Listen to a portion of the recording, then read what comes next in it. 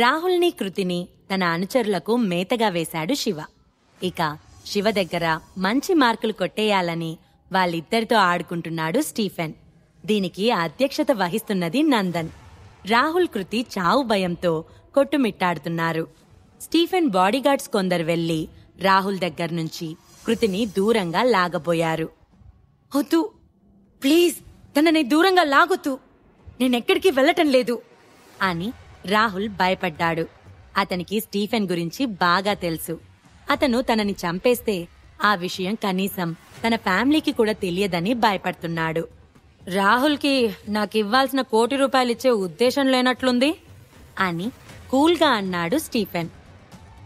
నేను నీకు డబ్బులిచ్చేస్తాను, తప్పకుండా ఇచ్చేస్తాను అని హడావిడి పడుతూ అతను మళ్లీ కొడతాడేమో అని భయానికి చేతులు అడ్డు పెట్టుకుని అన్నాడు రాహుల్. ఎప్పుడిస్తావు అన్నాడు స్టీఫెన్. ఇప్పుడు నా దగ్గర అన్ని డబ్బులు లేవు. ఇన్ఫాక్ట్ లిక్విడ్ క్యాష్ అస్సలే లేదు. మీరు నన్ను వదిలేస్తే నేను నీకు బ్యాంక్ నుంచి డ్రా చేసిస్తాను అని భయంగా అన్న రాహుల్కి వీలైనంత త్వరగా ఇక్కడి నుంచి వెళ్లిపోవాలని అనిపిస్తుంది. ఇంకా అక్కడే ఉంటే తన పరువు ఇంకా పోవటమే తప్ప ఇంకేం ఉండదు. ఇన్ఫాక్ట్ ఏ క్షణంలోనైనా తన ప్రాణానికి ప్రమాదం ఉంటుంది. తనిప్పటికే నందన్ని చాలాసార్లు అవమానించాడు. ఇప్పుడు ఏకంగా నందన్ని చంపించాలి అనుకున్నాడు. అలాంటిది ఇప్పుడు తను ఈ పరిస్థితుల్లో నందన్ చేతిలో పడితే ఖచ్చితంగా చంపేస్తాడని అతను భయపడుతున్నాడు. ఏంటి, బ్యాంకుకెళ్ళి డ్రా చేసుకొనొస్తావా? నేను నిన్ను వదిలేయాలా? మేమేమైనా పిచ్చి పుచ్చకాయల్లా కనిపిస్తున్నామా అని ఏదో పెద్ద జోక్ విన్నట్లు రాహుల్ వైపు చూస్తూ నవ్వుతున్నారు స్టీఫెన్, నందన్లు. సరే, మీకంత నమ్మకం లేకుంటే నా వైఫ్ ఇక్కడే ఉంటుంది. నేను వెళ్ళి అమౌంట్ డ్రా తీసుకొని వచ్చి మీకు డబ్బులిచ్చి నా భార్యను తీసుకెళ్లిపోతాను అని గడగడ పాఠమప్ప చెప్పినట్లు చెప్పాడు రాహుల్. రాహుల్, ఏం మాట్లాడుతున్నావు? Are you mad? నన్నిక్కడ ఒంటరిగా వదిలేస్తావా? నువ్వసలు మనిషివేనా? వాళ్ళు నన్నిక్కడ సేఫ్ గానే ఉండనిస్తారంటావా అని భయంతో అరుస్తున్న కృతి అసలు రాహుల్ ఈ పరిస్థితుల్లో తననక్కడ వదిలి వెళ్తానని అంటాడని అస్సలు ఎక్స్పెక్ట్ చేయలేదు. చెచ్చే, ఈ రాహుల్ ఇంత వేస్ట్ ఫెలోనా? అతను తన భార్యని ఇక్కడ తాకట్టు పెట్టి వెళ్తానంటున్నాడు. వీడు నిజంగా మేధా ఫ్యామిలీ పర్సనేనా? వాళ్ళెంత గొప్పగా ఉంటారో అని అనుకున్నాను. ఇతని దారుణమైన ప్రవర్తన చూశాక అసహ్యం వేస్తోంది అంటూ చుట్టుపక్కలున్న గెస్ట్లందరూ ఆశ్చర్యంతో హేళన చేస్తూ నవ్వుతున్నారు. రాహుల్ చెప్పిన దానికి స్టీఫెన్ కి, నందన్ కి కూడా ఆశ్చర్యంగా అనిపించి ఒకరి మొహం ఒకరు చూసుకున్నారు. అసలు నువ్వే ఇక్కడుండి నీ వైఫ్ ని వెళ్లి డబ్బులు తీసుకురమ్మని చెప్పొచ్చు కదా. నీకే ఇంత భయంగా ఉంటే ఆడది ఆమెకెంత భయంగా ఉంటుంది అన్నాడు నందన్. నిజానికి రాహుల్ చాలా భయపడుతున్నాడు. నందన్ అతన్ని డైనింగ్ రూమ్ లోకి తీసుకెళ్లి తన తలని కత్తితో నరికి చంపినా చంపేస్తాడు. ఇప్పటికే తన పరువుని లాస్ అవ్వటమే కాక ఇన్ని దెబ్బలు తిన్నాడు. ఇప్పుడు ఇలా ఉన్నా తను తిరిగి వెళ్లిపోతే తన ప్రాణాలైనా కాపాడుకోవచ్చు. ఇక కృతి విషయానికొస్తే ఆమె మీద తనకి మోజు తీరిపోయింది. తను తిరిగి వెళ్లిపోయాక ఖచ్చితంగా ఆమెకు డివోర్స్ ఇచ్చి వేరొక పెళ్లి చేసుకోవాలని ప్లాన్ చేసుకున్నాడు. అందుకే ఆమెను అక్కడ వదిలి వెళ్లటానికి కూడా అతను ఫీల్ అవ్వలేదు. నా వైఫ్ కి ₹1,00,00,000 డ్రా చేసేంత ఎబిలిటీ లేదు అని నవ్వుతూ అన్నాడు రాహుల్. అయితే ఇప్పుడు నిన్ను పంపాలా అని వెటకారంగా అన్నాడు నందన్. శివ ఎక్కడున్నాడా అని చుట్టూ చూశాడు నందన్. శివ ఓ పక్కగా తనకు కనిపించినప్పుడు అతన్ని ఏం చేయమంటారు అని సైగ చేశాడు. శివ సరిగ్గా అప్పుడే ఆ హాల్ నుంచి బయటికి వెళ్లిపోయాడు.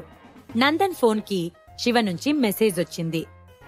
నాకు కాస్త వర్క్ ఉంది, నేను వెళ్ళిపోతున్నాను.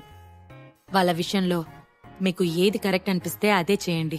వాళ్ళని మీకే వదిలేస్తున్నాను అని ఆ మెసేజ్ సారాంశం.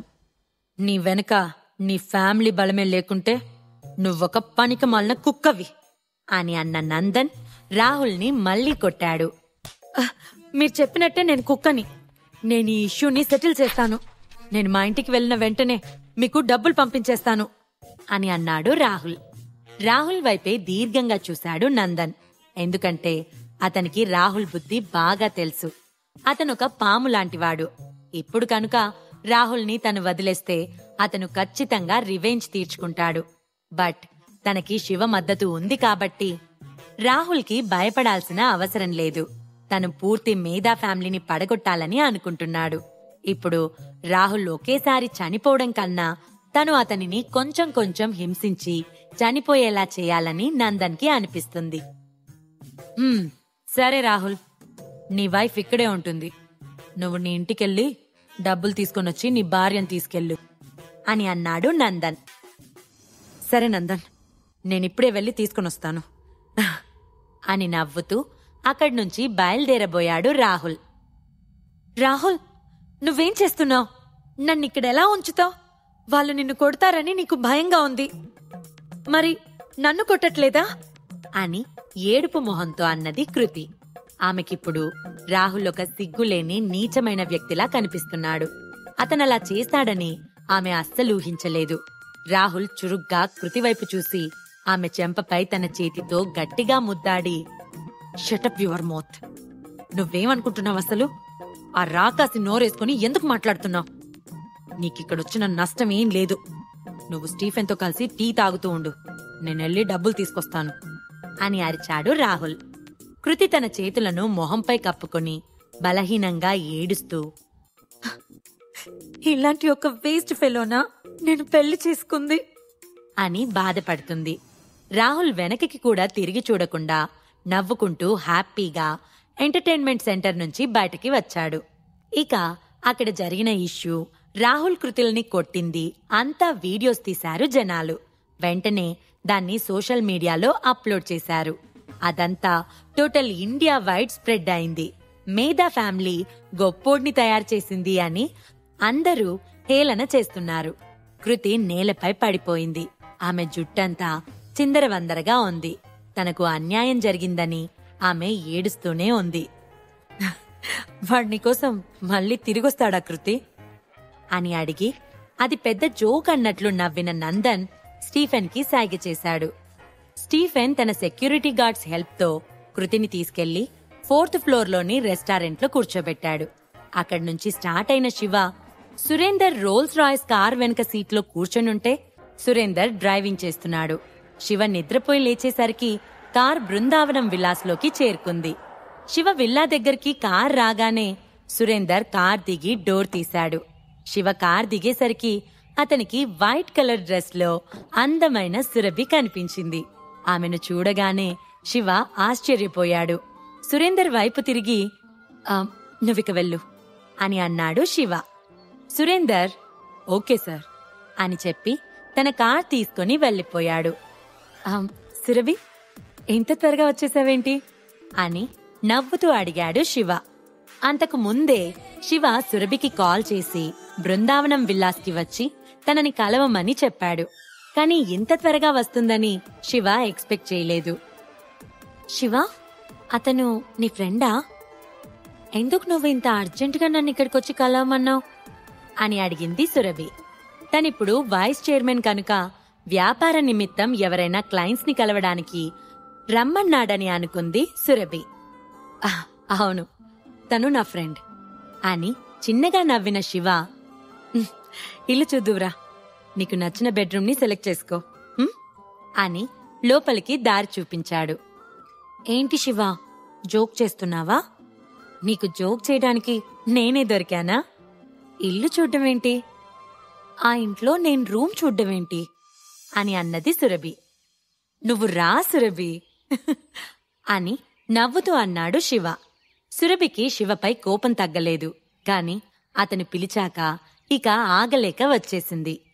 హలో, నువ్వు సురభి కదా? షికా గ్రూప్స్ కంపెనీ వైస్ చైర్మన్వి రైట్ అని ఓ పాష్గా ఉన్న లేడీ సురభిని ఉద్దేశించి అన్నది. ఆమె యాంటిక్ హౌస్ లో చంద్రయాన్తో ఉన్న అమ్మాయి టీనా.